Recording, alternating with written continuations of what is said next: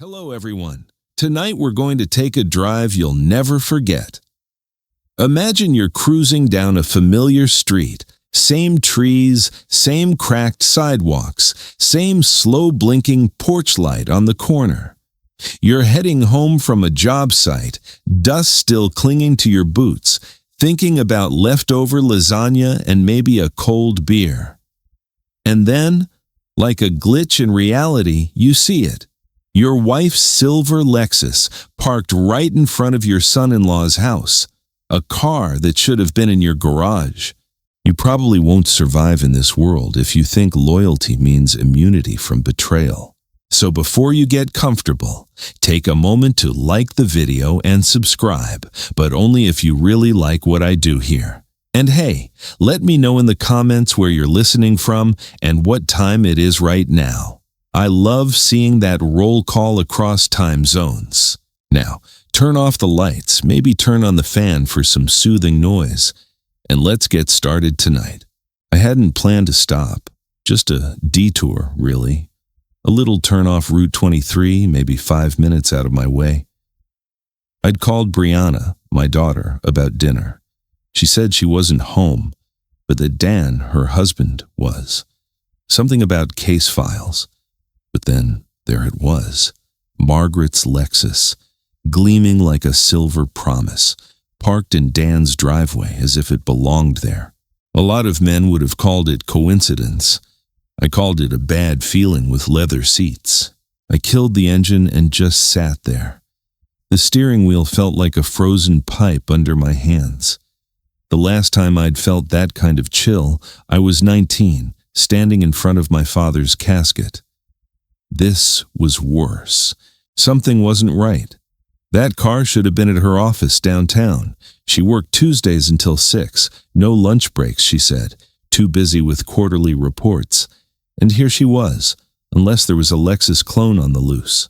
So, like the idiot in every thriller movie, I got out. Now, I've read somewhere that people over 60 are better at recognizing emotional manipulation, some kind of brain rewiring.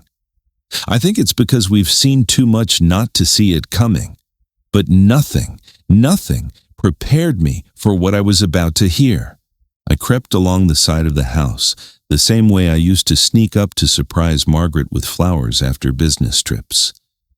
Now, every step made me feel like I was trespassing on my own life. There was a window slightly ajar, just enough to let voices slip out like snakes. "And when the old fool finally signs the papers," a voice said, light, familiar, "we'll have everything we planned for." Margaret. Let me tell you, friends, betrayal doesn't sound like gunshots. It sounds like laughter. Her laugh, sweet, crisp, even a little musical. The kind of laugh I fell for 30 years ago. The kind of laugh that now made my stomach clench like I'd swallowed a fist. I peeked through the gap in the curtain. There she was. On the couch, I'd moved into Brianna's place with my own hands, and Dan, my son-in-law, leaned back against the bookshelf like he was in a courtroom drama, cool as winter wind. "File in June," he was saying. "Irreconcilable differences. With Iowa's new statutes, she's entitled to half. Spousal support, too. Lifetime, probably."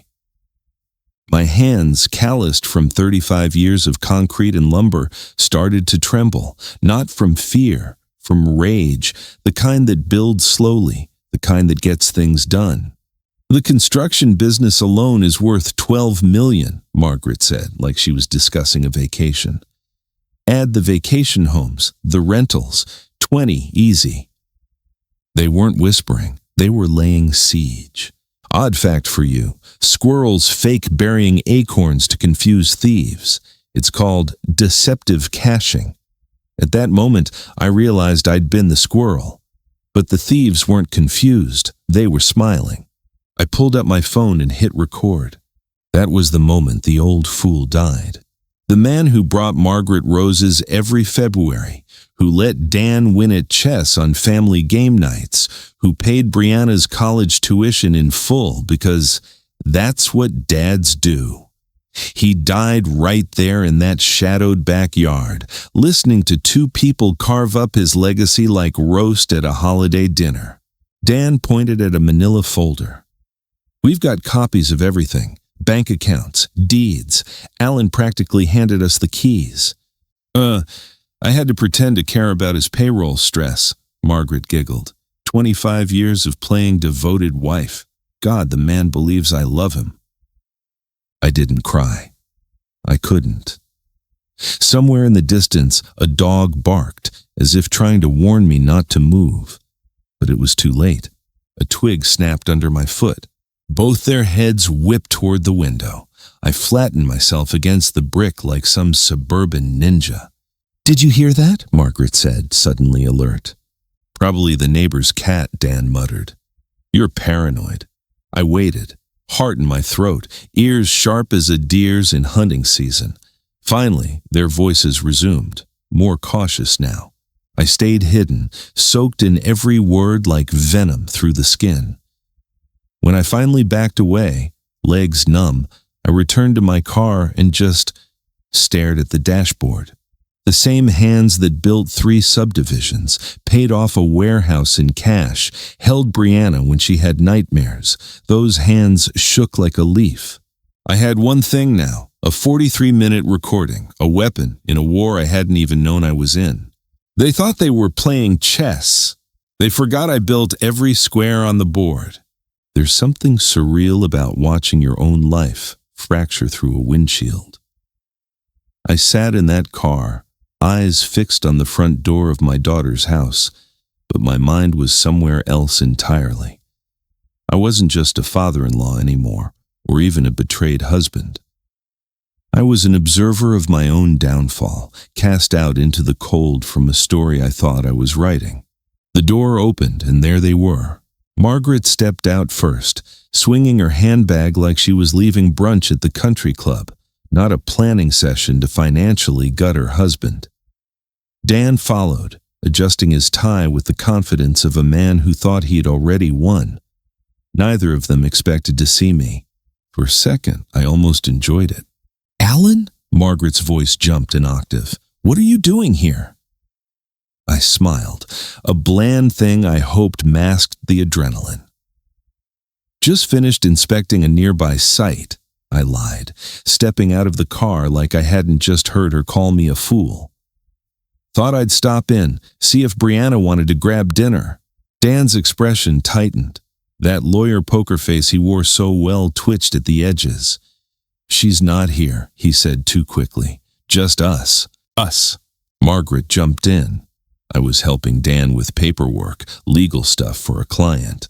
Right, 'cause everyone organizes legal files in a cashmere cardigan and Gucci heels. It's a strange thing when trust becomes hindsight. You start replaying every moment like a movie scene, wondering how you didn't spot the lie before. I realized then, betrayal doesn't start with grand gestures, it starts with familiarity, with being so comfortable in someone's presence that you stop looking for cracks. Thought you were at work till 6, I said casually. Left early, headache. Sorry to hear that, I replied, my voice the same tone I used when negotiating contracts, friendly, disarming, a man unaware. Dan spoke again, trying to reestablish control. We're just wrapping up. Legal documents, complex case. Divorce case, I asked lightly. He blinked. Yes, complicated asset division. A chuckle built in my chest, but I swallowed it. The irony was thick enough to pave a driveway with. Margaret glanced at me, her smile just a beat too slow. You seem tense. Everything okay? The usual, I said, pulling out my phone like I was checking emails. I watched Dan's eyes track the movement. He knew, or at least he feared. I'll let you get back to it, I added. Dinner won't cook itself. Margaret laughed, the sound brittle this time. I'll be home soon. I turned to leave, but something in me resisted letting the scene end. I pivoted slightly at my car door. Oh, Margaret, Dr. Patterson's office called about your physical. Something about needing to reschedule. The color drained from her face. It lasted half a second. Then she smiled again. Must be a scheduling error. Yeah, I said softly. These things happen. I drove away, but I watched the mirror. They stood still in the driveway for a few seconds, then leaned in toward each other, speaking urgently. The play had changed. They weren't actors anymore. They were co-conspirators realizing the script might have leaked. As I merged onto the main road, a strange calm washed over me. The kind you only get when you've stopped asking why and started asking how. Funny fact for you, the word checkmate comes from Persian, meaning the king is helpless. But what if the king just fakes helplessness until the final move? I drove home like I always did, past the fountain Margaret insisted on, past the rose bushes I'd planted for our 20th anniversary. But something had shifted. I wasn't coming home anymore. I was arriving at the battlefield. The house creaked in the same places. The refrigerator still made that humming sound she always complained about. Everything looked normal. That was the terrifying part. I wandered through the living room, past the wedding photo on the mantel. December 1987. Me, looking awkward in a tux. Her, radiant, they'd said. But now the picture looked like evidence. The kitchen table held our 25th anniversary card. Her handwriting, "To my wonderful husband, all my love." All her love, a phrase that now felt like performance art. Old age doesn't make you colder. It makes you quieter. You stop shouting when you're angry. You listen. You document. You plan. I ended up in the living room, sinking into the old leather recliner she hated. The one she said was too ugly for guests to see. I loved that chair. It was honest, unpretentious, just like I thought our life was. The silence wasn't peace anymore. It was an echo chamber of questions. When did it begin? I remembered her reaction to the Morrison municipal contract, a $50 million project. I came home expecting celebration, champagne maybe. Instead, she was calculating real estate listings. "We can afford the Elm Street house now," she'd said.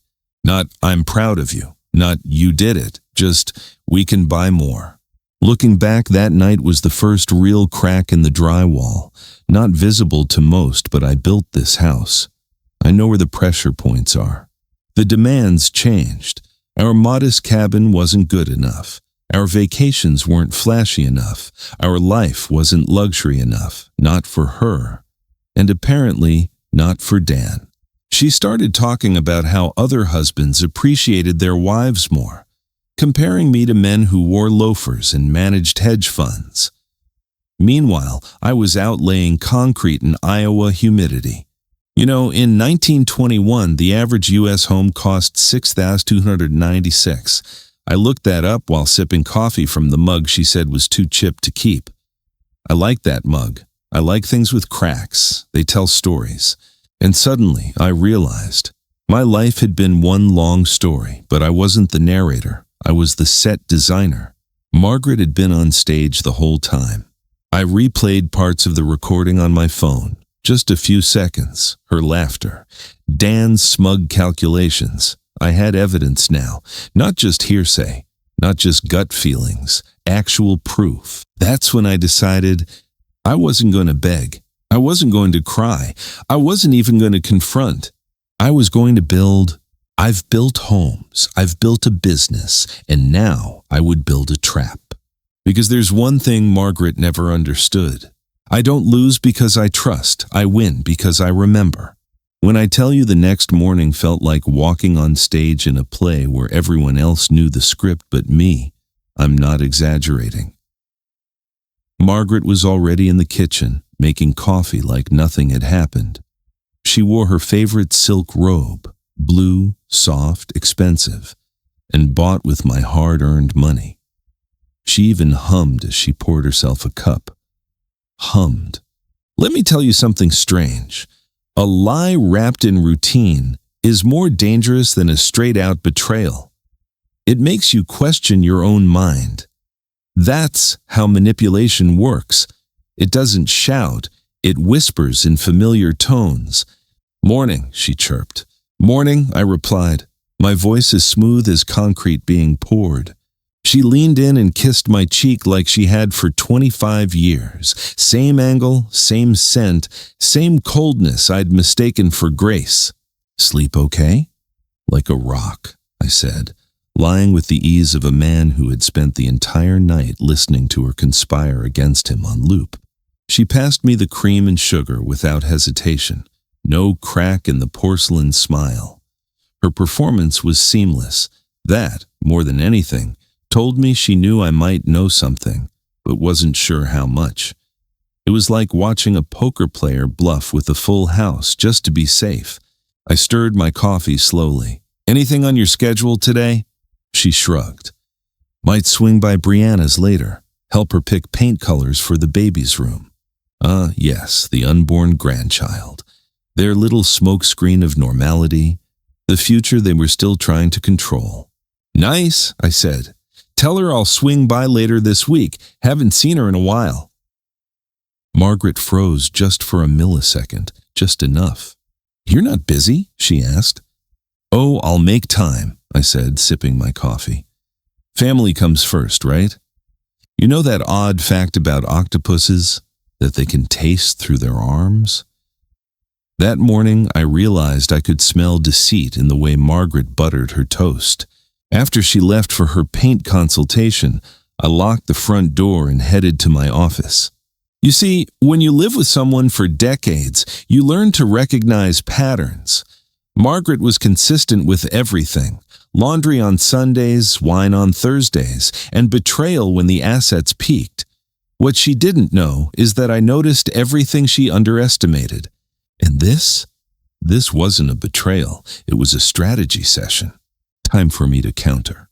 My office, oak shelves, old leather chair, and a printer that still jams despite being new, became my war room. I opened my laptop and backed up the audio recording in 3 different places: a USB drive, a secure cloud folder, and an encrypted phone app only I knew about. You don't go into battle with one sword, you take a whole damn armory. I created a file, Operation Lexington. Why Lexington? Because that's where my father taught me to hold your fire until you see the whites of their eyes. Revolutionary patience. I made 2 lists, what they know and what they don't. They knew about the real estate, the business revenue, the public records. What they didn't know? That I'd moved significant capital offshore after the 2008 market scare. Perfectly legal, just invisible unless you knew where to dig. And Margaret, she was no forensic accountant. She was good at birthday parties and brunch banter, not global asset protection. It was time for the old fool to draw the map they had been following, straight off a cliff. Old age wisdom. Never show your opponent what's in your other hand. Always keep one behind your back, holding the truth like a dagger. That evening, Margaret came home with a bottle of wine and that fake laugh she used around our wealthier neighbors. Brianna loved the soft gray we picked. It'll be perfect for a nursery. I nodded, watching her through a lens I couldn't unsee now. You should stop by, she said, sipping her wine. Dan wants your opinion on some built-ins. The audacity. I'd love to, I said, always happy to help. We watched TV together that night, a cooking competition. The chef undercooked his risotto and was eliminated. Margaret winced. Poor guy, bet he thought he had more time. I almost laughed. She had no idea how poetic that was. Later, in bed, she rolled over and kissed my shoulder. Night, hun. Night. She fell asleep quickly. Years of comfortable deceit do that to a person. But I stayed awake, staring at the ceiling fan, counting rotations like battle plans. This was the dangerous part, not the betrayal, but the pretending. 'Cause when you act like you don't know, you learn everything. They were already assuming I'd fall apart once papers were filed. Dan's plan depended on me playing the hurt, confused man who freezes in court.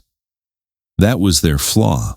They thought I built houses because I liked dirt under my nails. What they forgot was that I had blueprints in my veins.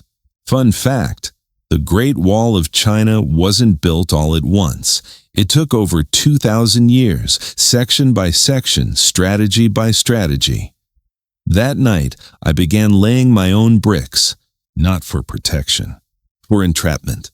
The next morning, I stood in the garage staring at a row of hammers hanging on the wall.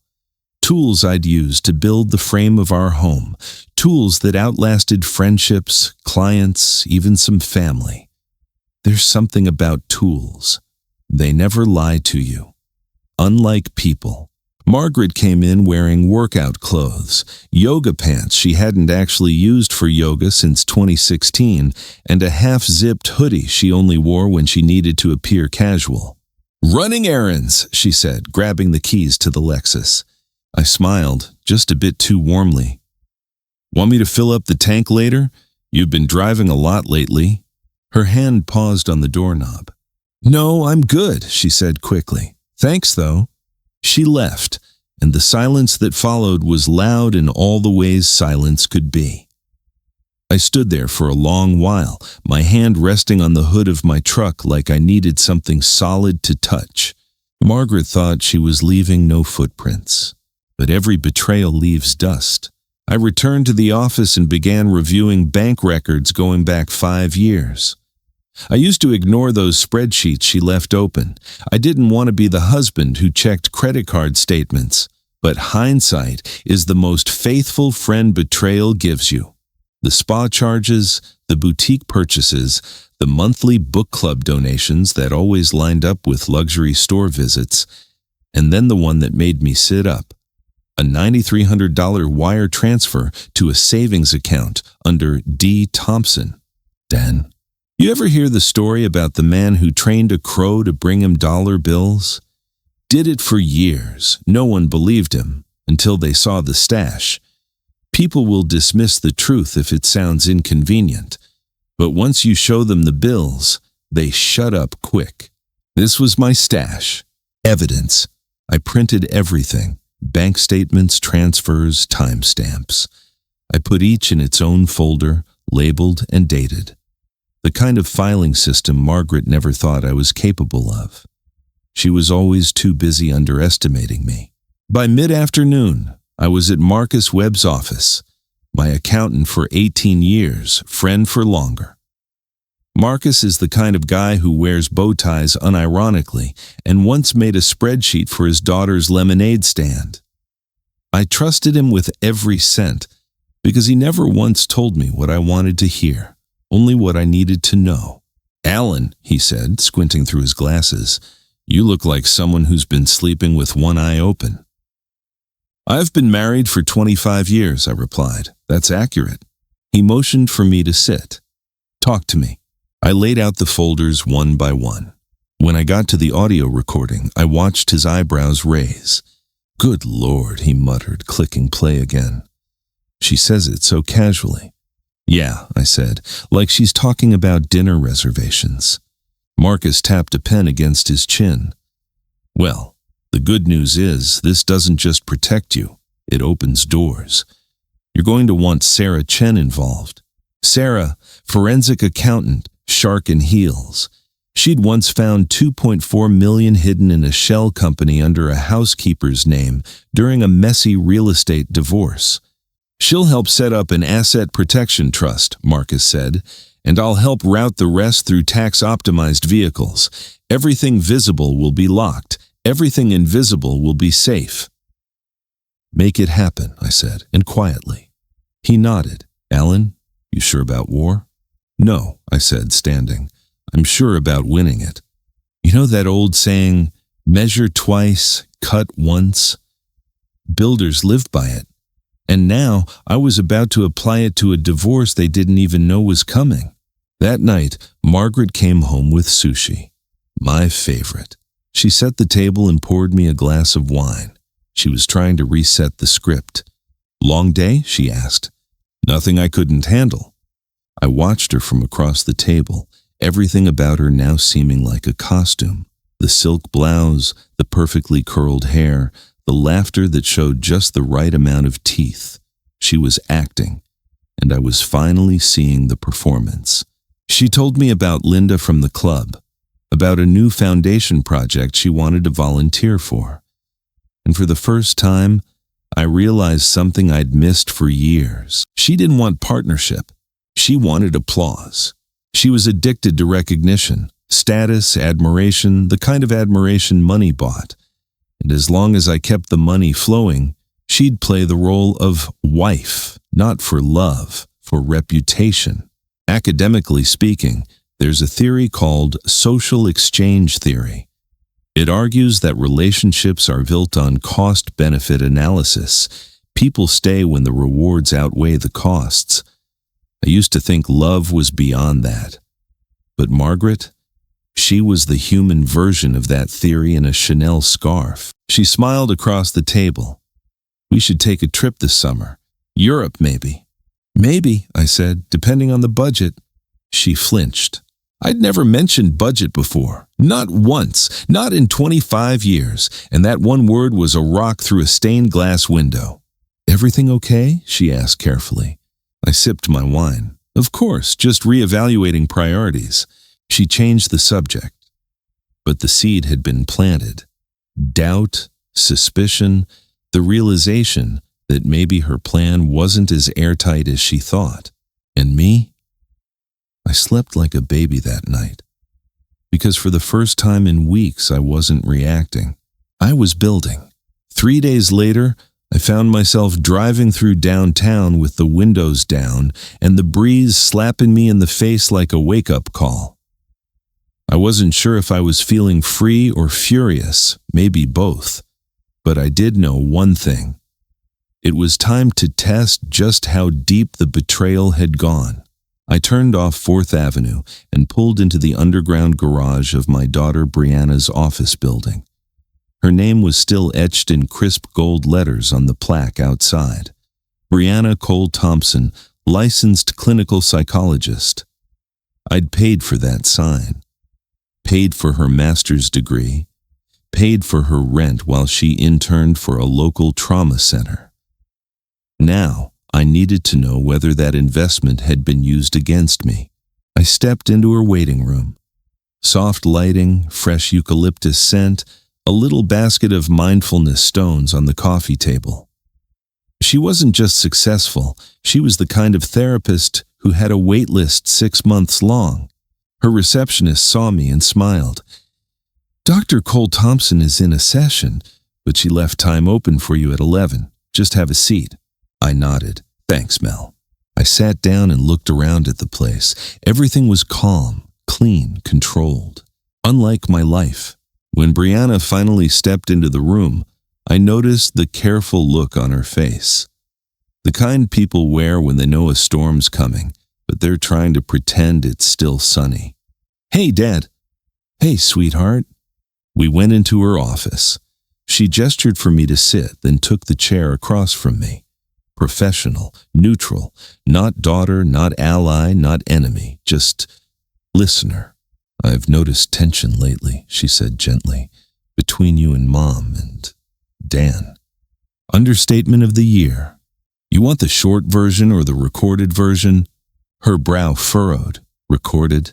I pulled out my phone and tapped play. Her mother's voice spilled into the room with horrifying clarity. When the old fool finally signs the papers, Brianna sat frozen. She didn't stop the recording, didn't interrupt, just listened. Through Dan's cold legal breakdown, through Margaret's mockery, through the timeline they planned, down to my emotional collapse. Every word. By the end, she was pale. That was last Tuesday? She asked quietly. Right before you told me Dan was working on case files. She closed her eyes. He told me it was a custody case. I offered to help him review psychological impact reports. He used me for practice. You're a good daughter, I said. They just didn't expect you to listen too closely. She shook her head slowly. Mom wanted me to evaluate your mental state. Said you were showing controlling behavior. Financial abuse, possibly. I almost laughed. How did you respond? I told her I couldn't ethically assess you without a formal intake. She tried to twist that into so you won't deny it. Brianna stood and paced, biting her thumbnail, a childhood habit I hadn't seen since high school. I should have seen it sooner. No, I said. You're not a spy. You're a daughter. You gave them the benefit of the doubt. That's not weakness. That's decency. But they were planning to destroy you. Not just me, I said, standing. Your name was part of the plan, too. We stood facing each other, father and daughter, not patient and psychologist. The silence between us wasn't heavy. It was loaded, with decision, with consequence, with bloodline. Dan used me, she said again, quieter this time. And so did Mom. Only you can decide what to do with that, I said, handing her a flash drive. But I'm not here to tell you how to feel. I just didn't want them to do it behind your back. She took the flash drive like it was a hot coal. I need to think. Good.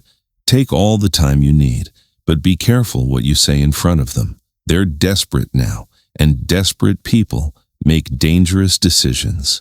As I turned to leave, she called out softly, Dad? Yeah? I'm sorry. I didn't respond. I just smiled and walked away. You know, there's this idea in chess, the discovered attack. That's when you move one piece to reveal another's threat. Margaret and Dan had positioned their pieces too early. They were flashy, bold, loud, but the real power was sitting quietly behind them. Later that afternoon, I got a text from my private investigator, Mike. Rod, Dan tried 3 ATM withdrawals from the joint account today, all blocked. Margaret attempted online transfers, flagged and halted. He also visited the trust office twice. I replied, Alan, good, let them sweat. Mike sent a thumbs up emoji, the only time a thumbs up ever felt like a war trumpet. That night, Margaret came home furious, said her card didn't work, said she couldn't book her spa appointment, said the bank was having problems. I offered her tea. Why are you so calm? She asked, voice shrill. Because I'm not the one lying, I said. She stared at me, eyes narrowing. What's that supposed to mean? I sipped my tea. That's the beauty of the truth, Margaret. You never have to remember how you told it. Her face tightened. She said nothing for a long moment, then turned and stormed up the stairs. It's funny how people think power is noise. Power, real power, is silence. It's knowing what someone will say before they say it. It's watching someone try to manipulate you while you document everything for the judge. Here's something academic. In psychology, cognitive dissonance is the discomfort we feel when holding two conflicting beliefs. Like, I'm a good person and I betrayed the man who gave me everything. That friction? It wears people down. And Margaret was starting to burn. Dan, too. They just didn't know the fire was coming from the inside. 2 days passed before I heard from Brianna again. She called in the evening, her voice calm, but with that clipped edge she got whenever something didn't sit right. Dad, can we meet for coffee? Just us. Of course, I said, already grabbing my keys. Same place as always? She hesitated. No, new spot, neutral ground. Smart girl. We met at a quiet little cafe on the edge of town, one of those tucked-away places with mismatched chairs and chalkboard menus, the kind of place people visit when they don't want to be seen but want to be heard. When I walked in, she was already seated by the window, hands wrapped around a ceramic mug, her eyes scanning the parking lot like a cop on a stakeout. I slid into the chair across from her. I told Dan I was working late, she said immediately, so I don't have long. You okay? I'm fine. She took a deep breath. I filed for divorce this morning. I blinked. I told him I knew everything, played him the recording, his face. He looked like a kid who'd been caught stealing candy. And then he tried to gaslight me, said it was a prank, said Mom and he were just venting. I didn't say anything, just let her speak. And then he said, get this, your dad probably manipulated the audio. She laughed, a bitter little sound. As if you know how to edit audio files. "Hey," I said, pretending to be insulted. "I can barely open a PDF." She cracked a smile, then it vanished. I wanted to believe he loved me. I wanted to believe Mom wasn't capable of this, but I can't ignore the evidence anymore. "That's called integrity," I said. "It's rare. Cherish it." "You don't seem surprised." "Sweetheart," I said gently, "I've been living this storm for weeks now. You just stepped into it. I've had time to build a boat." She nodded slowly. "There's something else," she said. "Dan's trying to weaponize my psychology license." "I know." "He's claiming you're mentally unstable. Says I've expressed concern over your behavior in the past. He's trying to twist everything I've ever said." I clenched my jaw. "And what are you going to do?" "I already submitted an affidavit to the court clarifying that I never formally evaluated you, never made such claims, and that any implication otherwise is a distortion of professional ethics." That's my daughter. We talked for another 30 minutes about legal next steps, about how to keep everything documented, about the fallout she was already beginning to see from their social circle. "People are picking sides," she said. "Friends I've had for years are suddenly careful." "Let them be," I told her. "This will pass. Truth always floats to the top." "Mom hasn't reached out," she added. "She will eventually, when the silence becomes unbearable." "Will you answer?" I took a long sip of coffee before replying. "I'll listen. Doesn't mean I'll believe her." You know, one of the cruelest facts about betrayal is that it doesn't always come from enemies. In fact, it almost never does. It comes from the people who sat next to you during holidays, from the ones who said your name like a promise, and when the betrayal finally shows its face, it doesn't roar, it sighs. I left the cafe with a new resolve that night. This wasn't just about Margaret and Dan anymore. This was about preserving legacy, about protecting the truth, not just for me but for Brianna. Later that evening, I received a message from my private investigator, Mike. It was a photo, Margaret and Dan. In Dan's office, papers spread across the desk, their faces twisted in tension. The caption below it, 7:23 p.m. emergency meeting. Based on body language, plan is collapsing. I replied, "Let it collapse, I'm almost ready." Odd fact of the day, ants can farm. Yes, really? They raise aphids like cattle, protecting them from predators so they can harvest the sugary liquid aphids produce. That's trust turned into exploitation. Sound familiar? The next morning, I received a copy of Dan's emergency court filing. It was a disaster in ink. He accused me of financial intimidation, emotional destabilization, and systematic isolation. Margaret had signed a supporting statement claiming she feared for her safety, that I had mood swings and controlling tendencies. It would have been laughable if it weren't so pathetic. But the best part? They filed the claim in the same jurisdiction where I'd submitted the audio recording, the bank statements, the timeline. My lawyer, James Morrison, already had everything ready. By 4 p.m., we had a court date. By 5 p.m., the court had approved a motion to subpoena Dan's trust account records. By 6 p.m., Margaret tried to call me. I let it go to voicemail. Her voice sounded hollow. "Alan, please, we need to talk. You don't understand what's happening.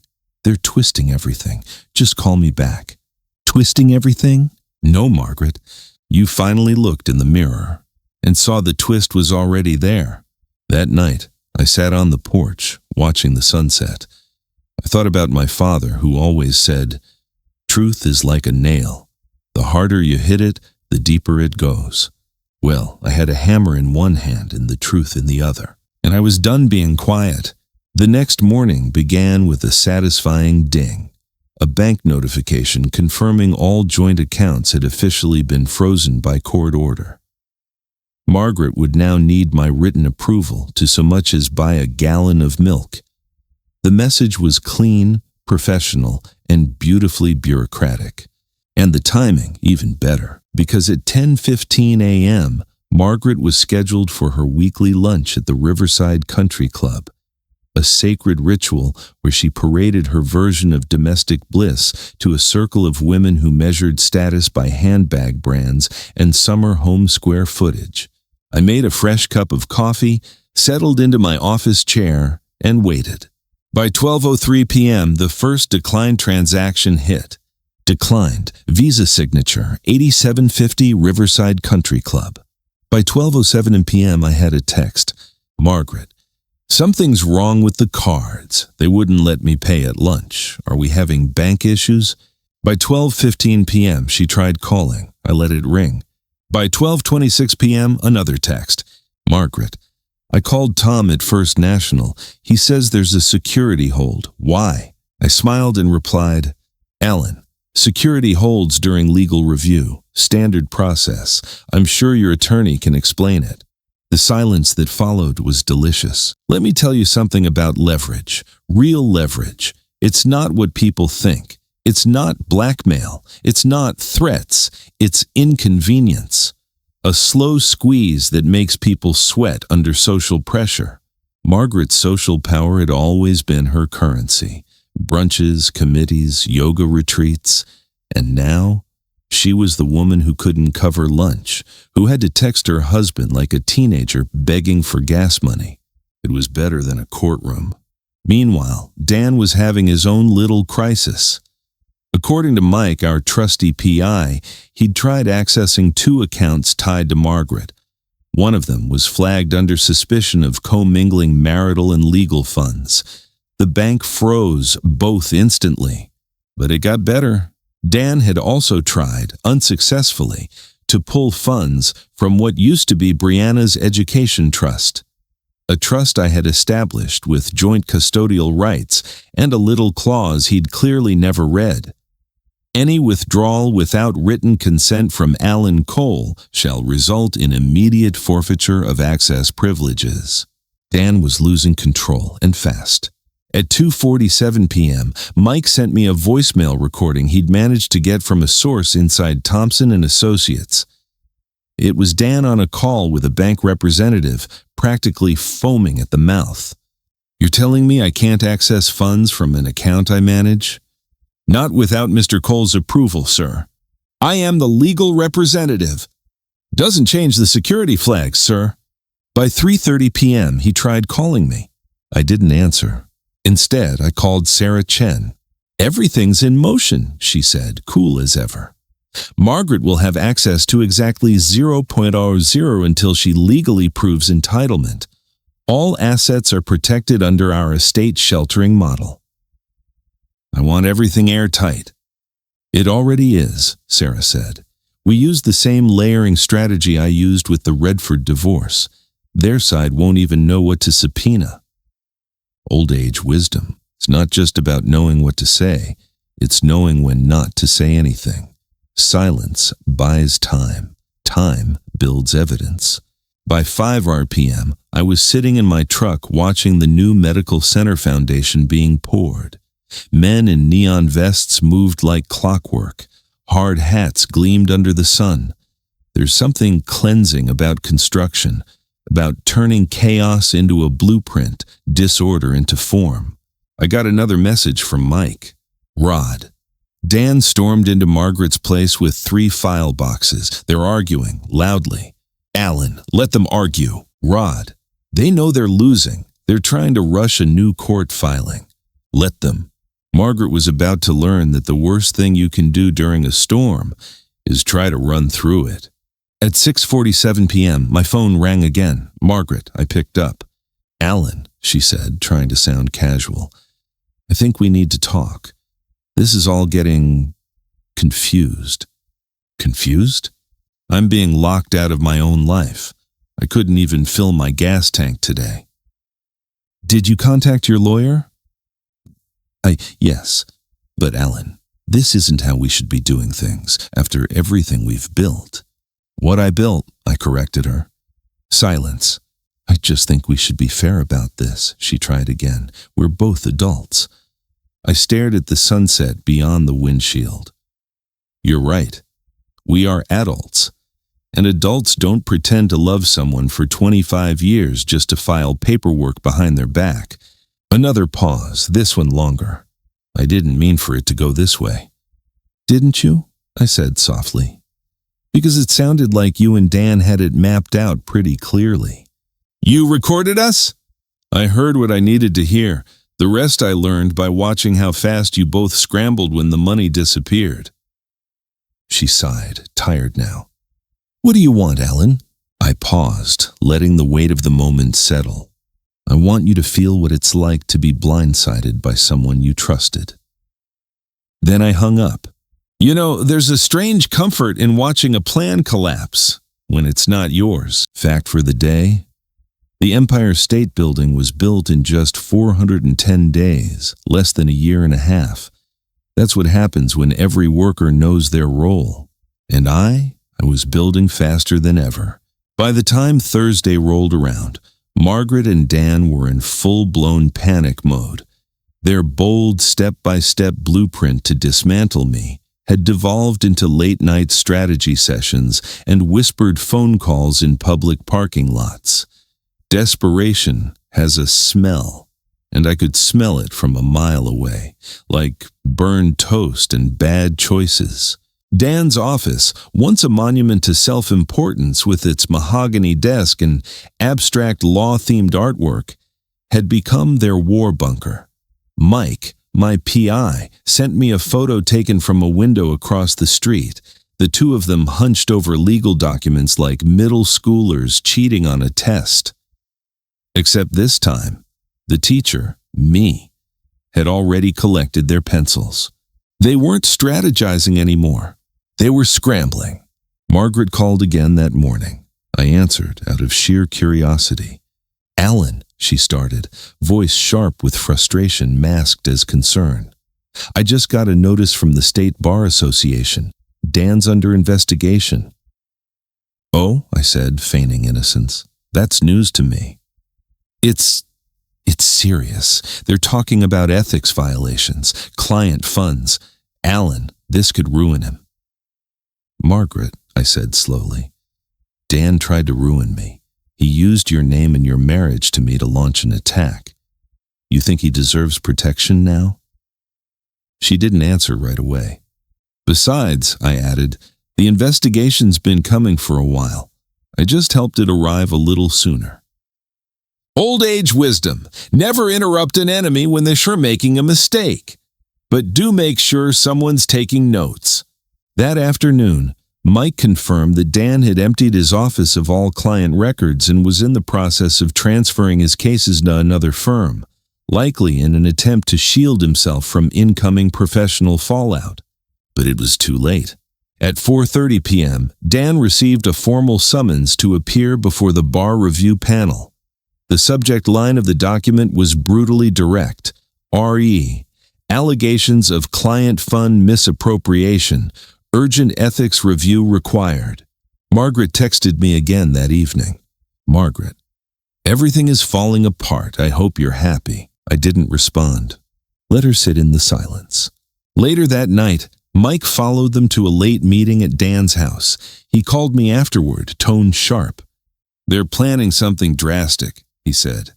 Dan's trying to rush an emergency court filing, something about domestic abuse, false claims.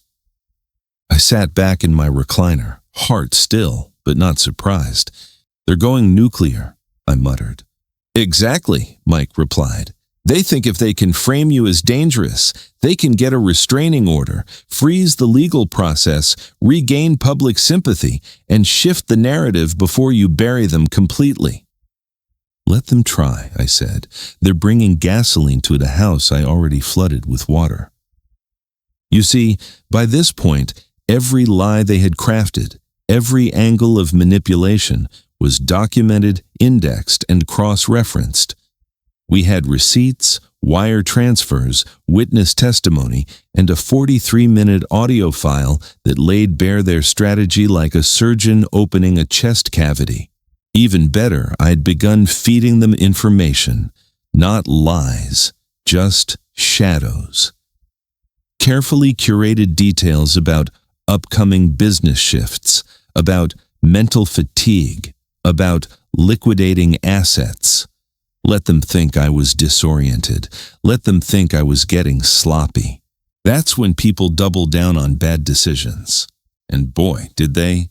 Friday morning, Dan and Margaret submitted an emergency petition to the court requesting immediate protection for Margaret under the claim that I had been increasingly volatile, financially abusive, and emotionally unstable.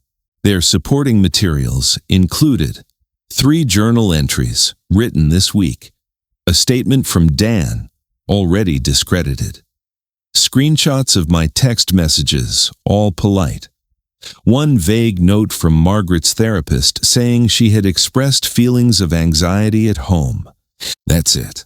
It would have been laughable if it wasn't such a vile distortion of truth.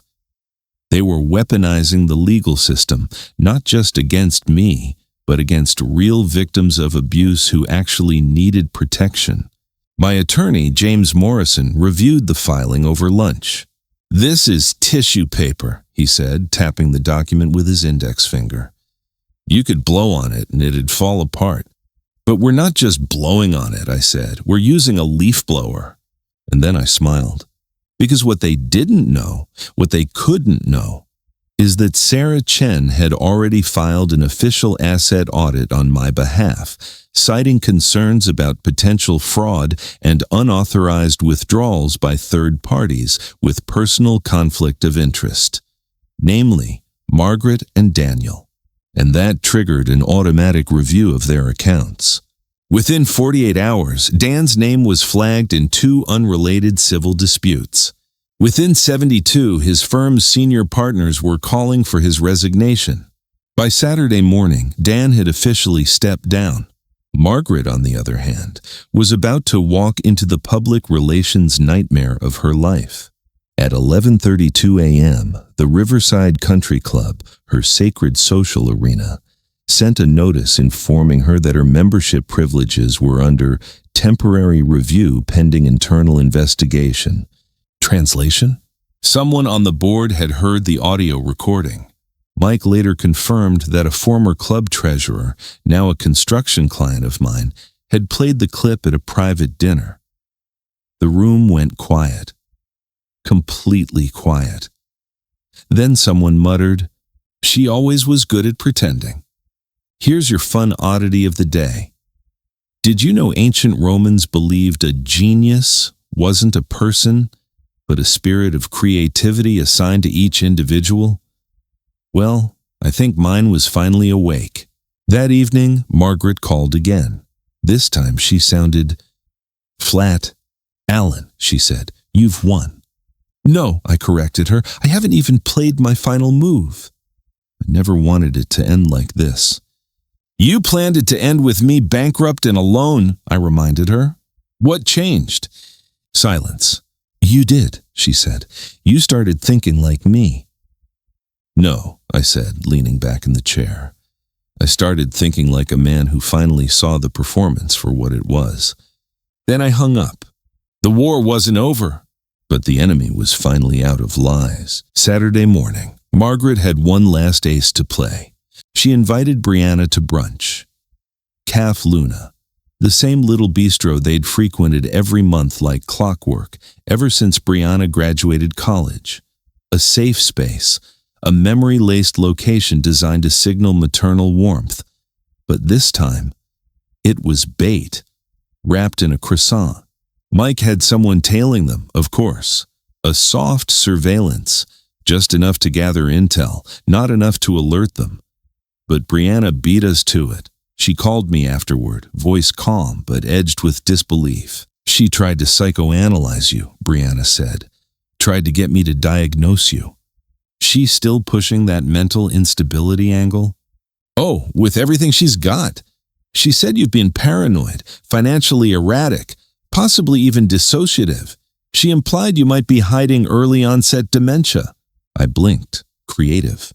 She kept using phrases like, "I'm worried about your father's mental health," and "I think he's not well." But when I asked her for specific behaviors or symptoms, she froze. That's the thing about false narratives. They only work on the uninformed. But Brianna wasn't just family. She was trained, licensed, professionally obligated to sniff out manipulation. And she'd just watched her own mother weaponize psychiatry like a sledgehammer. She wanted me to write a report, Brianna added. A what? She asked me to jot down some observations, said she might need them for court. I paused, heart thudding in a way I hadn't felt in years. And what did you say? I told her that would be unethical, that my license would be at risk, and that if she mentioned it again, I'd report her for coercion.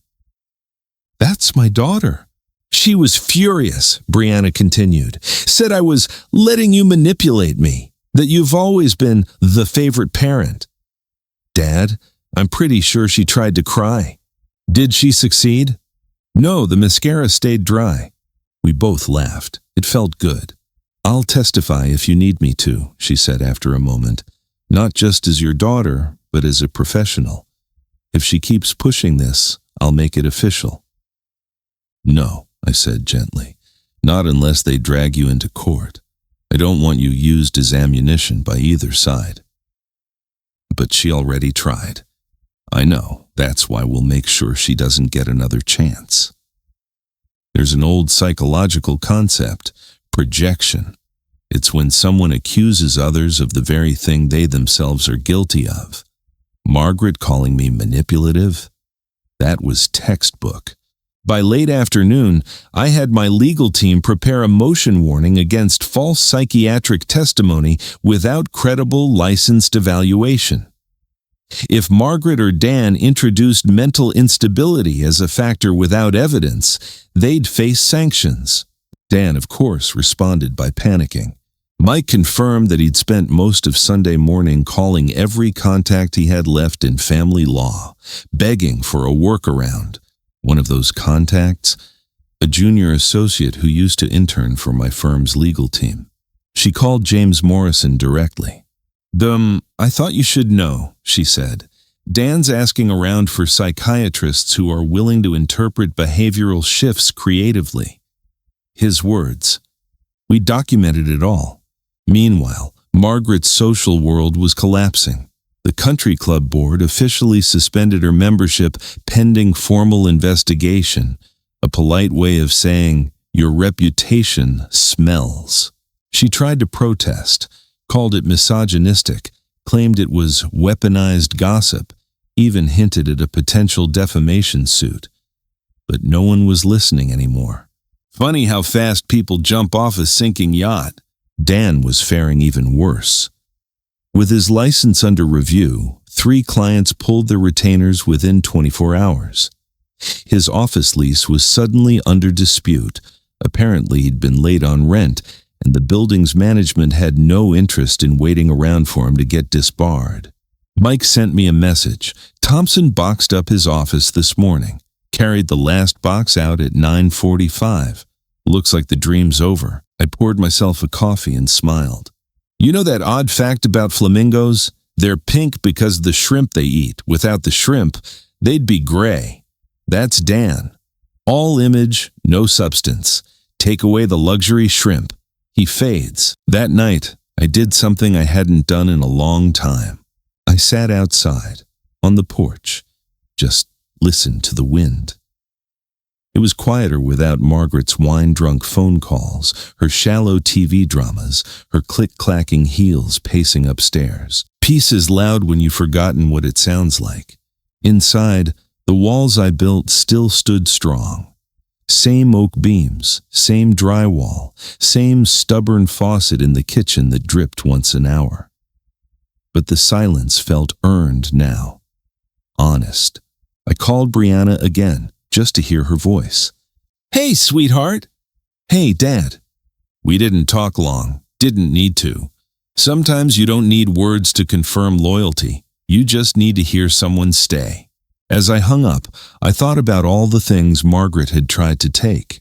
My money, my name, my reputation, my daughter, and failed. Because at the end of the day, what they didn't understand is that legacy isn't just about money or buildings. It's about the people who know the truth and refuse to sell it. Monday morning would bring court. Margaret and Dan would walk in with their last desperate motion. And I'd be waiting, not to defend myself, but to finish what they started.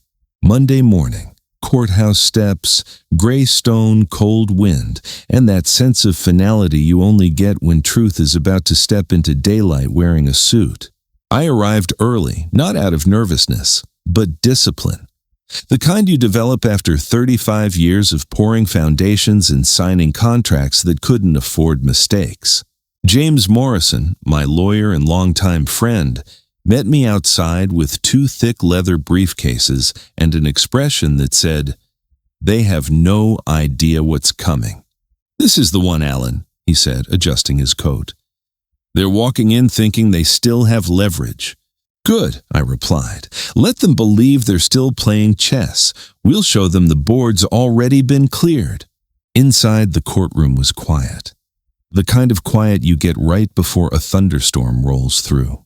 Margaret sat at the plaintiff's table, her attorney beside her, Linda Hawthorne, Davenport's queen of scorched earth divorce cases. Margaret wore a black cardigan and a deliberately modest necklace I hadn't seen since the Clinton administration. Her hair was flat-ironed, makeup minimal, the classic victim rebrand. Dan, seated directly behind her, looked like a man who'd slept in his suit.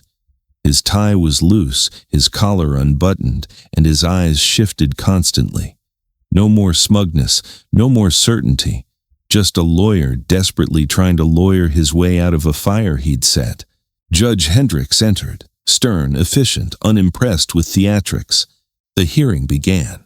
Linda opened with a dramatic reading of the emergency motion Margaret and Dan had filed. "Your Honor, we are here today because Mrs. Cole fears for her safety and financial future. Her husband, Mr. Cole, has engaged in systematic financial abuse, intimidation tactics, and has exhibited signs of emotional instability." I watched Judge Hendricks's face carefully. Nothing, no expression, just that judicial stillness. Linda continued, "We're requesting immediate spousal support, full access to jointly owned accounts, and a temporary restraining order to prevent further financial interference." Then, with the performance of a lifetime, Margaret took the stand. She detailed months of fear, controlling behavior, emotional manipulation. She told the court I had changed, that I was no longer the generous, loving man she married, but someone secretive, cold, and frightening. She said I threatened her financial security, said she no longer felt safe in our home. Then came the kicker. "Your Honor," she said, voice trembling on cue, "I believe my husband may be suffering from undiagnosed dementia." Gasps, just a few, enough. I glanced over at Dan. He was watching me, hoping for a reaction. He got one. I smiled. That's when James stood. "Your Honor," he began, tone crisp and calm, "we have evidence this entire narrative is not only false, but calculated, planned with malicious intent for financial gain. We request to enter Audio Exhibit A."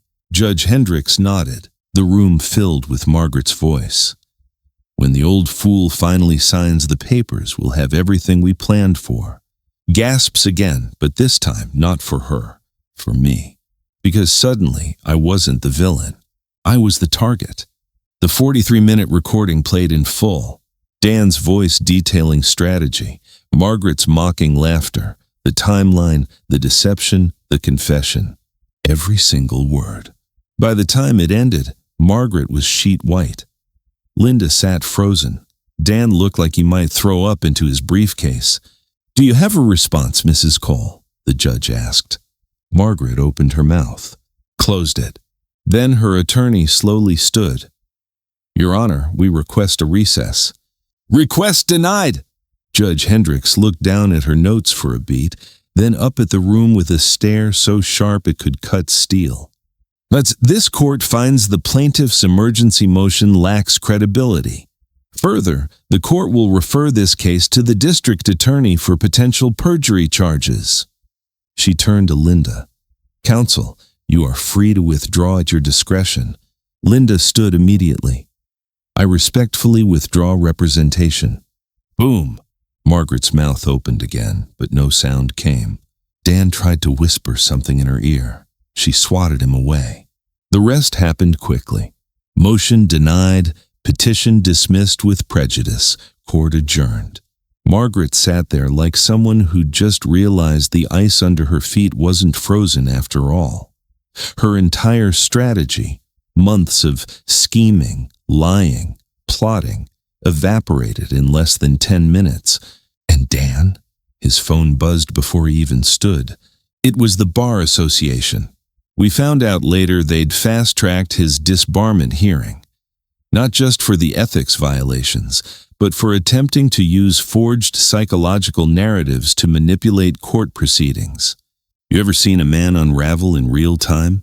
He left the courtroom clutching his jacket like it was all he had left. That night, I sat on the porch again. No wine, no music, just the wind and the knowledge that sometimes truth moves slowly, but when it arrives, it comes with an army.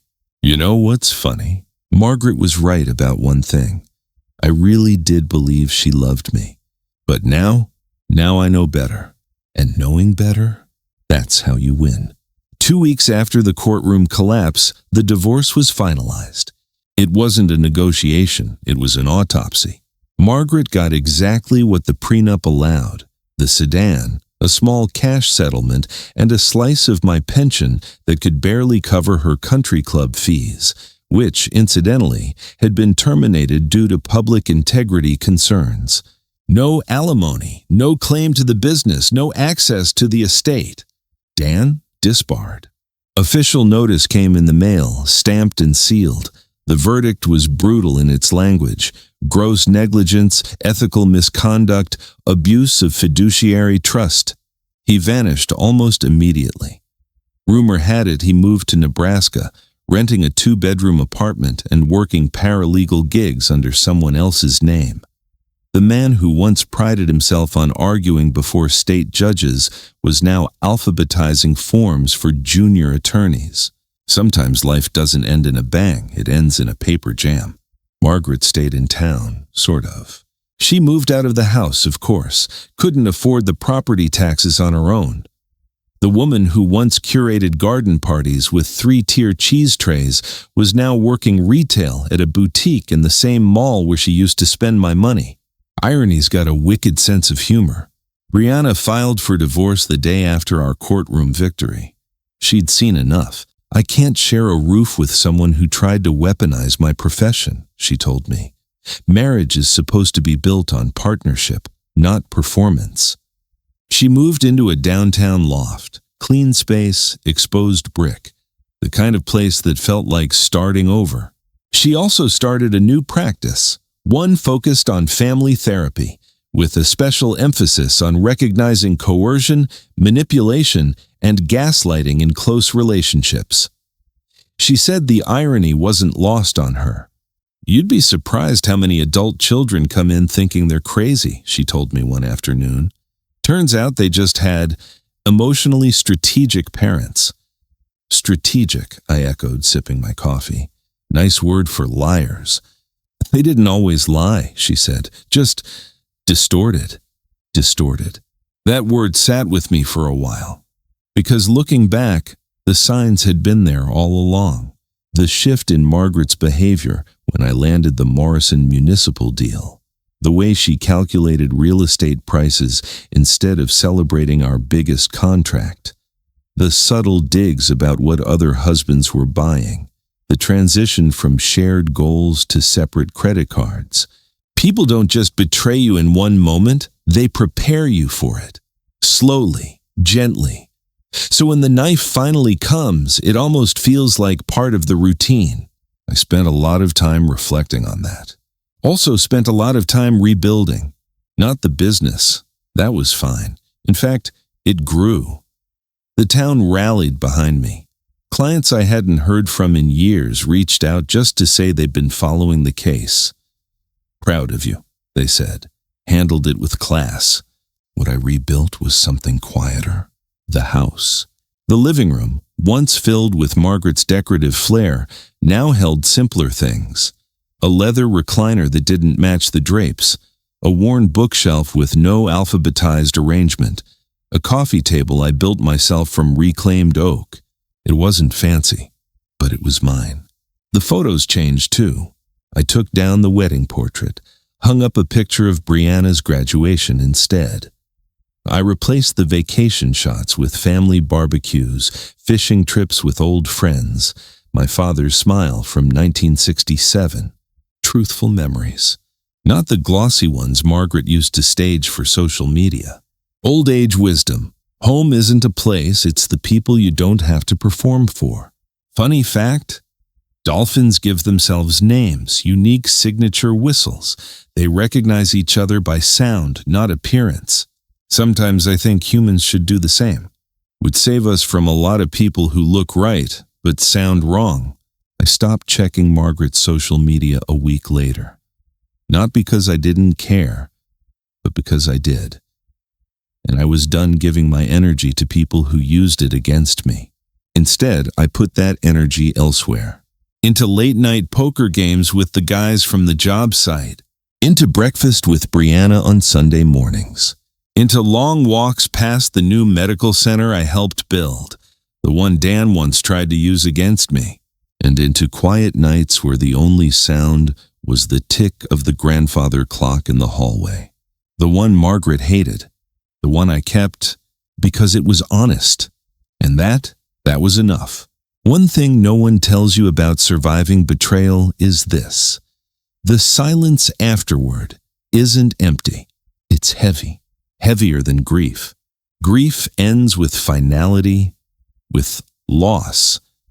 But betrayal? It lingers. It replays. It morphs into questions you'll never get real answers to. Was any of it real? Was she ever proud of me? When she kissed me goodnight, did she mean it? Or was she just biding her time? I stopped trying to answer those questions. Because I realized I was asking the wrong person. The only person who needed to answer was me. And the answer was simple. I survived. After everything, I survived. The lies, the manipulation, the legal ambush. I survived the quiet dinners where I had to pretend I didn't know. I survived the way my own home turned into a stage for someone else's drama. And now, I was free. That kind of freedom doesn't come with fireworks. It comes with little moments, tiny unexpected wins, like walking into a kitchen that doesn't carry the weight of someone else's moods, like opening a drawer and finding it exactly the way you left it, like choosing what music to play during dinner and not having anyone roll their eyes. It's incredible how alive you feel when no one's monitoring your existence. One of the oddest parts? I started sleeping better. Not longer, not deeper. Just better, like my body knew it wasn't being surveilled anymore. Margaret's departure didn't leave a hole. It cleared fog. I saw everything more clearly. My priorities, my people, myself. I started volunteering. Nothing dramatic, just a local youth mentoring program for kids in vocational training. I helped a teenager named Casey learn how to use a circular saw. He reminded me of myself at 16, quiet, watchful, full of questions. One day he asked, "Mr. Cole, why are you here? You're already successful. You don't need to be teaching us this stuff." And I told him the truth. Because someone taught me once, and teaching is how you build what outlives you. Legacy, I've learned, isn't about wealth or awards or photos on office walls. Legacy is who speaks your name when you're not in the room and how they speak it. Dan used my name like bait. Margaret used it like a bank account. Brianna, she speaks it with pride. That's the difference. She and I grew closer in the months after the storm. Not because we tried, not because we scheduled bonding lunches or sent each other daily affirmations, but because we didn't have to pretend anymore.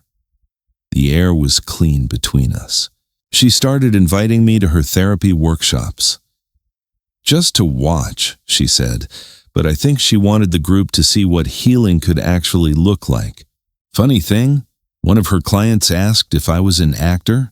I'm not, I said, just a man who figured out how to stop performing. Academically speaking, there's a concept in trauma psychology called post-traumatic growth.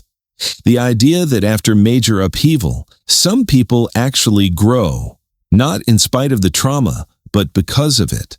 Their priorities sharpen, their tolerance for nonsense drops, their boundaries become gates, not walls. That was me.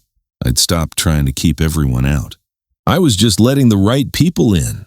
The holidays that year were the first without Margaret since 1987. Brianna cooked. I brought wine. Her dog tried to eat the centerpiece. We laughed. We didn't take pictures for social media. We didn't coordinate outfits. We didn't perform. It was perfect. A few old friends came by later that week. Men I'd worked beside for years. Some who'd quietly distanced themselves when Margaret's stories were still floating around. They shook my hand harder than usual. "Glad you're still standing," one of them said. I just smiled. There's something sacred about standing in your own truth, about knowing you could have stooped to their level, but didn't. That you let the facts speak, let the courts decide, let your integrity do the heavy lifting. You know what's odd? Snakes don't blink. They don't have eyelids, so they watch, constantly, unmoving. Margaret had that same stare sometimes, like she was always watching for something, a slip, a weakness, an angle. I don't miss that stare. Now, when I come home, the only thing watching me is the porch light, and even that blinks sometimes. I've repainted the guest bedroom, took down the floral wallpaper she insisted on, sanded the trim, re-stained the wood. Not because I needed a project, but because I needed to remind myself. I built this house. I laid the beams. I hammered the nails. I paid the mortgage. I made it a home. She just borrowed it. Now, it's mine again. By spring, something strange had happened. People started asking me for advice. At the coffee shop, on job sites, even during my walks around the neighborhood, folks would pull me aside with a tone like they were about to confess something. Marital stress, financial weirdness, that nagging feeling they were being lied to. "Alan," they'd say, "how did you know?" And my answer was always the same. I didn't, not right away. Because no one ever knows at first. You suspect. You ignore. You rationalize. You think maybe you're the problem. That's the quiet genius of manipulation. It makes you question your gut until you're too confused to trust it. But eventually, if you listen closely, the truth makes a sound. Margaret sounded like glass heels tapping across hardwood while she rehearsed lines in the mirror. Dan sounded like a pen scratching too quickly across legal pads he had no right to hold. And mine was the sound of a recliner creaking in a quiet house, peaceful, earned, still. I started telling people, watch for the patterns, not the performances. Love isn't proven by grand gestures. It's shown in the middle of the ordinary. Real love never makes you feel like you're auditioning. Brianna suggested I write some of this down, maybe even turn it into something. An article, a blog, a workbook for men going through what I did. Plenty of support groups for women, she said. Very few for men like you. I'm not a writer, I told her. Neither were you a lawyer, she replied, but you beat 2 of them in court. Fair. So I started writing. Just a little at first. Stories, lessons, warnings disguised as reflections. I wrote about how betrayal doesn't start in the bedroom. It starts in the bank account, in the calendar, in the conversations that suddenly start sounding more like negotiations. I wrote about how to recognize a performance. When smiles don't reach the eyes, when questions feel like tests, when you find yourself saying sorry for things you didn't do. And I wrote about redemption, Not revenge, not bitterness. Just truth, quiet, consistent, unshakable. That was the real win. Not the court ruling, not the frozen accounts, not even the clean break.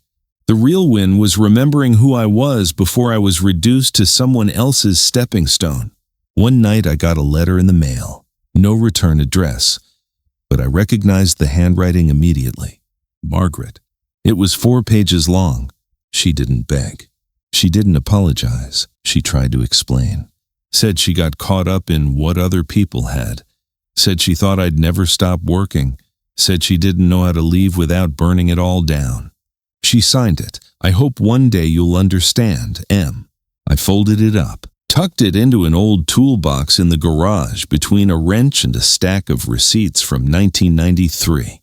Not because I needed it, but because sometimes the things that nearly destroy you deserve to be stored somewhere dark, dusty, and forgotten. There's an old fable about a farmer whose donkey fell into a dry well. The farmer couldn't get him out, so he started shoveling dirt in to bury him. But with every scoop, the donkey shook it off and stepped up until he climbed right out. That was me. Margaret and Dan had tried to bury me with the very dirt I gave them access to. I used it to rise. These days, I walk a little lighter. I don't scan my house for evidence. I don't wonder where she is or who she's with. I don't replay arguments in the shower or brace myself when the phone rings. Peace isn't just the absence of conflict. It's the absence of fear. And my house? It's full of it. Even the rooms she never entered feel more alive now. Like the walls exhaled when she left. Like the furniture finally settled into comfort. The only voice that fills this space is mine. And sometimes Brianna's, or Casey's, or the dog next door who somehow decided I'm his favorite person. It's quieter, but it's true. Odd fact of the day, you know why lighthouses are so revered? Not because they stop the storm, but because they stand through it, alone, strong, unmoving. I used to think I needed someone to weather the storm with me. Now I know I am the lighthouse. And finally, the sea is calmed. The 6th month after the divorce passed almost without me noticing. Funny how the calendar doesn't feel the same when you stop circling dates, waiting for things to explode. I was in the garage that morning, polishing off the last panel of a cedar bench I'd built for Brianna's new office. She said her waiting room needed something with a soul. I figured nothing had more soul than wood, sanded by a man who rebuilt his life from splinters. The sun poured in through the side window, warming my back. Outside, a bird I couldn't name chirped like it had something important to say. And for once, I didn't mind the noise. I welcomed it. A neighbor walked by with his daughter, toddling, squeaky shoes, sticky hands. "Morning, Mr. Cole." "Morning," I waved. The little girl pointed to the pile of sawdust at my feet. "Messy," I chuckled. "Sometimes, sweetie, messy is how we make something beautiful." Truth wrapped in a dad joke. After they passed, I went inside to grab a bottle of water and spotted something on the porch. A letter, no stamp, no return address, again.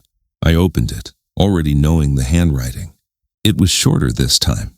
Just 2 paragraphs. Margaret. She didn't try to explain. Didn't ask for anything. Just said she hoped I'd found peace and that she was trying to do the same. "I won't ask for forgiveness," she wrote. "I just want you to know I don't sleep as well as I used to."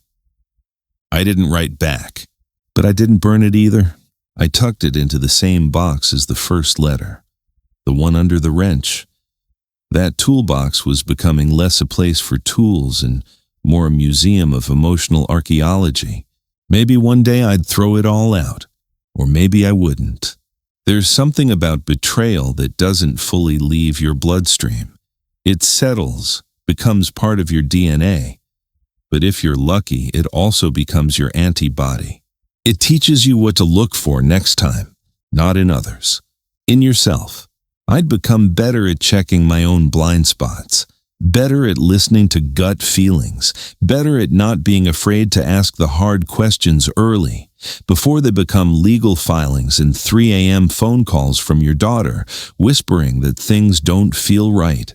Speaking of Brianna, she stopped by that evening. "Bench looks amazing," she said, running her fingers along the edge. "Told you I still know how to sand without gouging the wood." She smiled. "Clients will love it." We sat out back sipping coffee, watching the last of the day fade into blue. She asked how I was doing, and for the first time in over a year, I didn't have to pause to figure out the answer. "I'm okay." No embellishment, no deflection. Just okay. And okay felt pretty damn good. She nodded. "You know, Mom's been quiet lately. I think she's living with Aunt Denise now." "I hope she's doing all right," I said. "You do?" "I don't hate her," I said, "but I don't miss her either."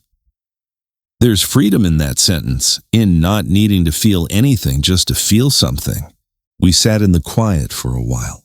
"Do you ever think you'll date again?" she asked. I laughed. "What, like download one of those swiping apps?"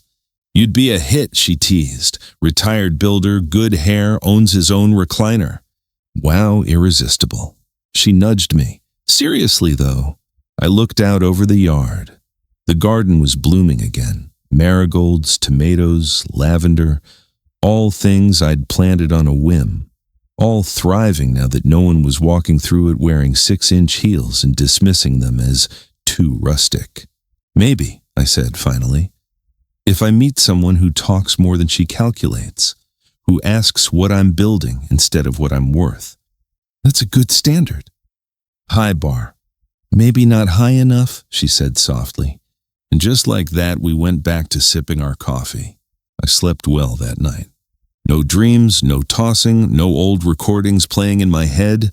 Just sleep. Solid and steady. Like bricks in a wall no one could tear down again. Odd fact of the day, sea turtles return to the beach they were born on, no matter how far they swim. Something in their biology draws them home. Instinct, memory, magic. Who knows? Sometimes I think we're like that too. Not drawn to places, but to truth. To the version of ourselves we were before someone else started writing our lines. And when we finally find it again, we don't leave. We build there. And this time, we don't leave the blueprint lying around for someone else to steal. Summer came quietly. No grand vacations, no headline moments. Just slow mornings, steady work, and conversations that didn't feel like puzzles. It was a Tuesday when I finally walked through the old master bedroom, the one Margaret once ruled like a set decorator with a royalty complex. I'd avoided that room for months, closed the door, let it collect dust. But that morning, the sun hit the knob just right, and I turned it.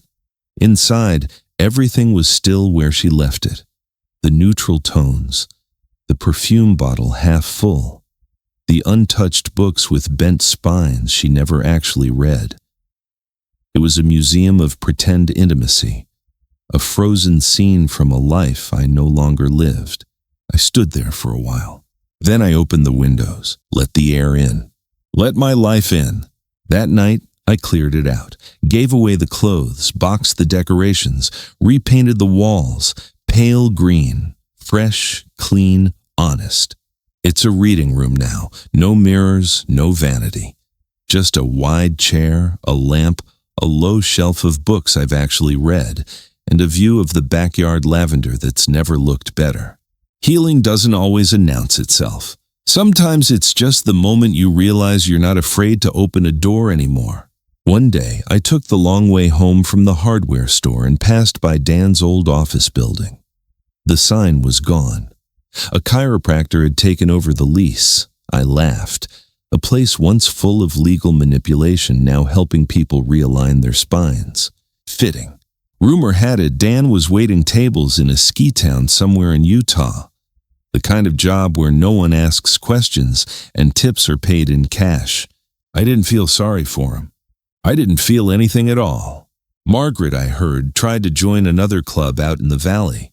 They declined her application.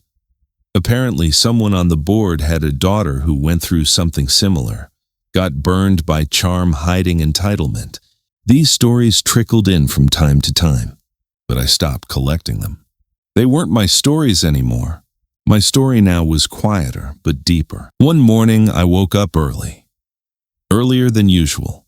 The kind of early where even the birds are still stretching their wings. I made coffee, sat on the porch, looked at the garden, watched the sun rise over a yard I'd once fought to protect. And then I picked up a pen. Brianna had printed out all the pages I'd written over the last few months, stapled them together, left a sticky note on top. Title ideas. Nailed it, how to rebuild a life they tried to demolish. Or something less corny. I laughed out loud, but I kept writing. That day, I started the first draft of the book. A book not about revenge, but recovery. Not about war, but wisdom.